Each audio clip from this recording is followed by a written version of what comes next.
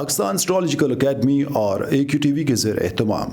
हर साल जनवरी में astrology classes का एहतमाम किया जाता है। आप दुनिया भर में कहीं भी मुकीम हो, इन एस्ट्रोलॉजी क्लासेस का हिस्सा बन सकते हैं। AQ जेमस्टोन्स असली, मुस्तनद और मयारी जेमस्टोन्स का बाएतमाद इदारा, दुनिया भर में आपके डोर स्टेप पर। AQ gemstones. Astrologer Ali Zanjani हर साल नवंबर में कराची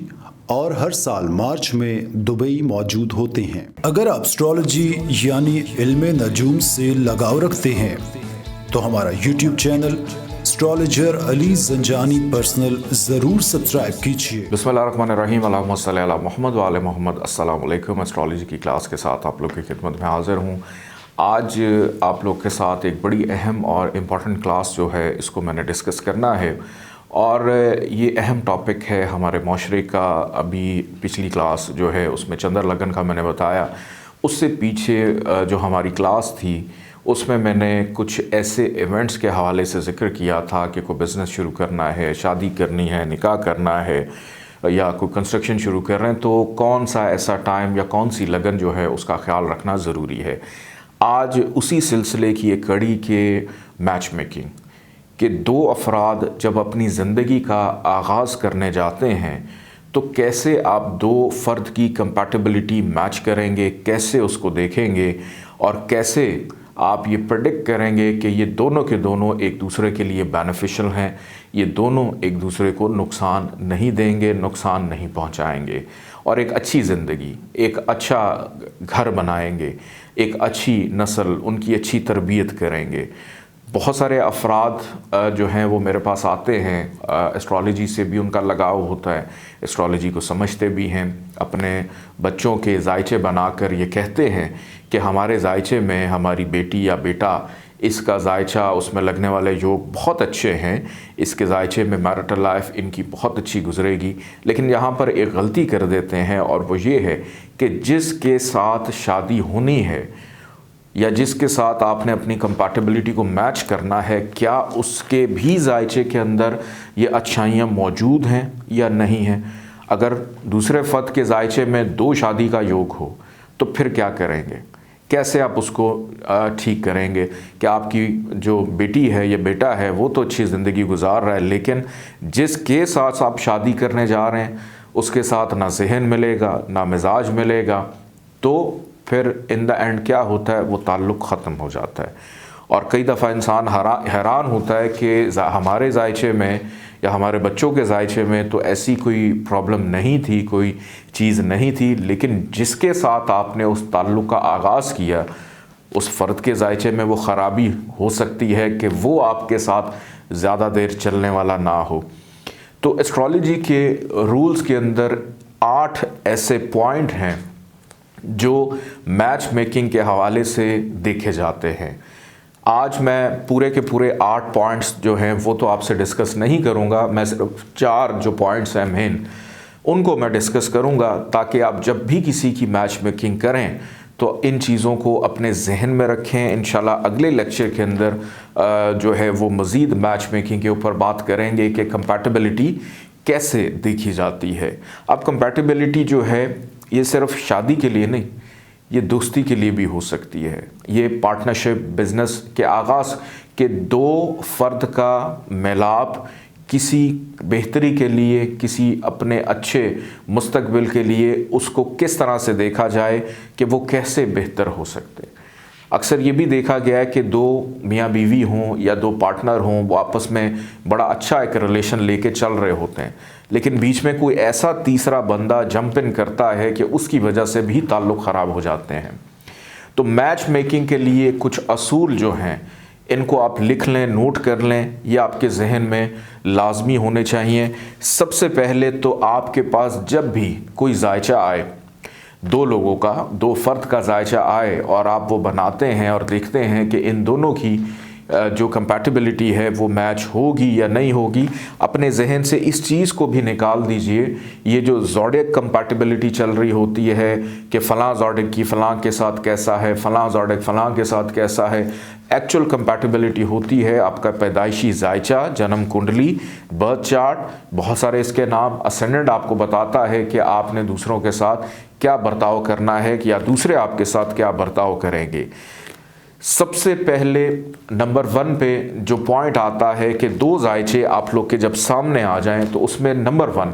आपने ये देखना है कि मून की पोजीशन क्या है। मून, कमर,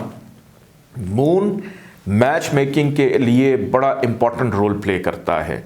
क्यों? क्योंकि मून का ताल्लुक है इंसान की फीलिंग के साथ, मून का ताल्लुक है इंसान के जज्बात के साथ, मून का ताल्लुक है इंसान के जो ख्याल रखता है, केयरिंग के साथ, शेयरिंग, केयरिंग, इसके साथ इसका ताल्लुक है कि दूसरे के लिए हमदर्दी रखना, दूसरे के लिए प्यार रखना, दूसरे के लिए मोहब्बत रखना। आपके जायचे में अगर मून बहुत अच्छा है लेकिन जिसके साथ हम कंपैटिबिलिटी मैच कर रहे हैं उसके जायचे में मून ही अगर ख़राब है, 6, 8, 12 में बैठा है, नीच का डिबिलिटेटेड होकर बैठा है, तो फिर आपको ये गिला शिकवा हो सकता है कि सारी ज़िंदगी मेरे जज्बात को समझा ही नहीं किसी ने, मेरी फीलिंग को मेरे पार्टनर ने कभी समझा ही नहीं, बस मैं गुजारा कर रहा हूँ। तो जब तक जायचे में मून जो है वो अच्छी पोजीशन पे नहीं होगा तो दोनों जिन्होंने ज़िंदगी एक दूसरे के साथ गुजारनी है वो एक दूसरे की हमदर्दी हो, एक दूसरे की फीलिंग्स हो, एक दूसरे के जज्बात हों, इसको कभी भी अंडरस्टैंड नहीं कर पाएंगे कि एक लगा हुआ है जिसके जायचे में मून अच्छा है दूसरे की फीलिंग्स को समझने के लिए, दूसरे के साथ चलने के लिए, लेकिन जिसके बर्थ चार्ट में मून ख़राब होगा ताल्लुक़ तो चलता रहेगा लेकिन आपस में वो अंडरस्टैंडिंग नहीं होगी। हमेशा ये गिला शिकवा रहेगा कि मुझे कभी भी जो तवज्जो है वो नहीं दी गई, मेरी बात को कभी अहमियत नहीं दी गई। आगे बढ़ते हैं दूसरे नंबर के ऊपर। सबसे इम्पॉर्टेंट चीज़ ये होती है सन और सैटर्न के जायचे के अंदर 2 जायचे आपके सामने अगर आ जाएं, एक का असेंडेंट सन हो और दूसरे का असेंडेंट जो है वो ऐसा हाउस हो जिसका लॉर्ड प्लैनेट सैटर्न हो, कि ज़ुहल और शम्स ये 2 असेंडेंट्स वाले भी एक दूसरे के साथ अच्छी कंपैटिबिलिटी नहीं बना पाते। क्यों? क्योंकि एक उजाला है शम्स और दूसरा अंधेरा है, एक मशरिक है एक मगरिब है, 2 मुख्तलिफ सिमत के लोग, 2 मुख्तलिफ सोच रखने वाले लोग, 2 मुख्तलिफ ख्यालात रखने वाले लोग, के शम्स अपने ओन पे वाहिद सोर्स ऑफ एनर्जी है सन जो तमाम प्लैनेट्स को एनर्जी देता है, तमाम प्लैनेट्स को ताकत देता है, और दूसरी तरफ सैटर्न की अगर हम बात करें तो सैटर्न भी अपने अंदर तल्खी रखता है, सैटर्न अपने अंदर वो अंधेरा रखता है कि दुनिया में जितनी भी ये प्रॉब्लम्स हो रही होती हैं, हर्डल्स आ रही होती हैं, उन चीज़ों से इसका ताल्लुक़ होता है। तो दोनों अपने अपने ओन पे अपनी अपनी ज़िंदगी को गुजारने की कोशिश करते हैं। तो ये भी एक बेहतर कंपैटिबिलिटी नहीं बन सकती। अगर किसी के जायचे में 2 ऐसे असेंडेंट्स आपके सामने आ जाएं, एक का ताल्लुक़ सन से है और दूसरे का ताल्लुक़ सैटर्न से है, तो ये एक अच्छी कंपैटिबिलिटी नहीं बन पाती। इसके बाद तीसरे नंबर पे हम बात करते हैं सन और वीनस, शम्स और ज़ुहरा के 2 ऐसे जायचे आपके पास आ जाएं कि एक असेंडेंट है लियो और दूसरा असेंडेंट टॉरस या लिब्रा, के दोनों के जो लॉर्ड प्लैनेट्स हैं वो मुख्तलिफ हैं। सन हावी है वीनस के ऊपर।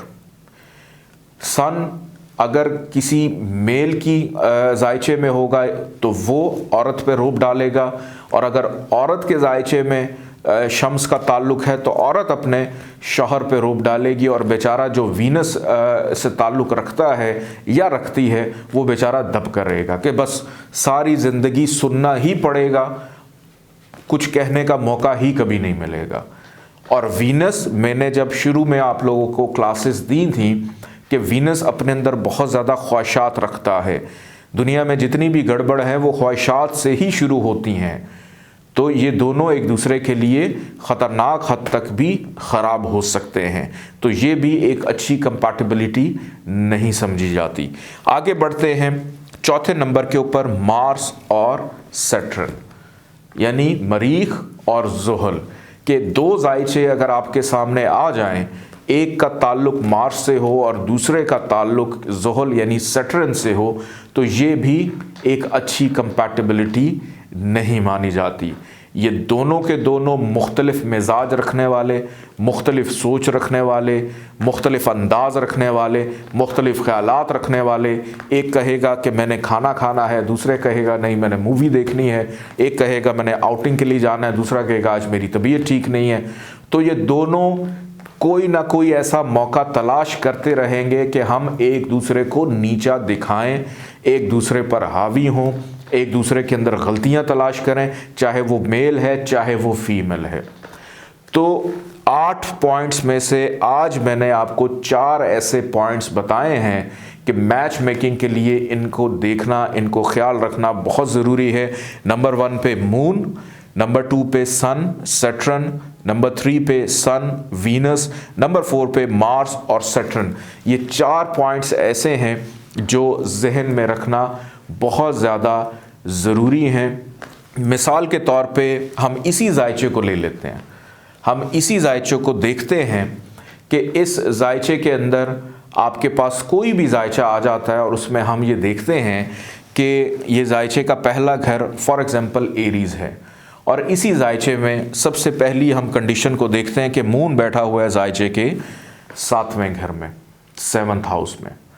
और आपके पास कोई और जायचा आ जाए और उसके अंदर मून जाकर बैठ जाए 8वें घर में, यानी हबूत का होकर, तो एक जायचे में मून बेहतर, लेकिन दूसरे जायचे के अंदर वो भी एरीज़ ही जायचा और उसमें मून जाकर ख़राब घर में बैठ गया। कि एक बंदे के जायचे में जो घर का सुख है वो जाकर लाइफ पार्टनर के घर में, लेकिन दूसरे के जायचे में जो घर का सुख है वो जाकर जायचे के 8वें घर में, और वो भी नीच का हबूत का होकर बैठ गया, या छठे में चला गया, 12वें में चला गया, तो ये ख़राबी। या कोई और असेंडेंट आ जाता है कि यहाँ पर अगर इक्वेरियस असेंडेंट है, एक एरीज असेंडेंट वाला आदमी है, दूसरा एक्वेरियस असेंडेंट वाला आदमी है, तो फिर मार्स और ज़ुहल के मिजाज रखने वाले लोग एक दूसरे के साथ हमेशा लड़ते झगड़ते नज़र आएंगे यहाँ पर कभी भी। अब यहाँ पर एक और चीज़ भी हो सकती है कि मैंने आपको पिछले लेक्चर में ये बताया था कि जो निकाह का वक्त है, इब्तदा का वक्त है, वो बड़ी अहमियत रखता है। आप उससे इन दोनों के बंधन को मजबूत कर सकते हैं, लेकिन दोनों अपने अंदर जो मिजाज और तलखियाँ रखते हैं वो आप ख़त्म नहीं कर पाएंगे। कि दो मुख्तलिफ जहन रखने वाले लोग एक छत तले तो रह सकते हैं, लेकिन कहीं ना कहीं एक दूसरे के साथ इख्तलाफात पैदा हो सकते हैं। खैर ये एक डिफरेंट चीज़ है, लेकिन मैच मेकिंग के लिए इसको समझना बहुत ज़्यादा इम्पॉर्टेंट है, और अगले लेक्चर के अंदर मज़ीद इसके ऊपर मैं गुफ्तगू करूँगा ताकि मज़ीद क्लैरिफिकेशन आप लोगों को हो सके। फिर इसके बाद हमने अभी डिविजनल चार्ट्स की तरफ जाना है, और फिर हमने नक्षत्रस की तरफ जाना है, और फिर हमने सूरज ग्रहण, चाँद ग्रहण, इनको भी पढ़ना है कि इनके क्या इम्पैक्ट और क्या असरात होते हैं। अपना ख्याल रखिएगा, इजाज़त दीजिए, अल्लाह हाफ़िज़।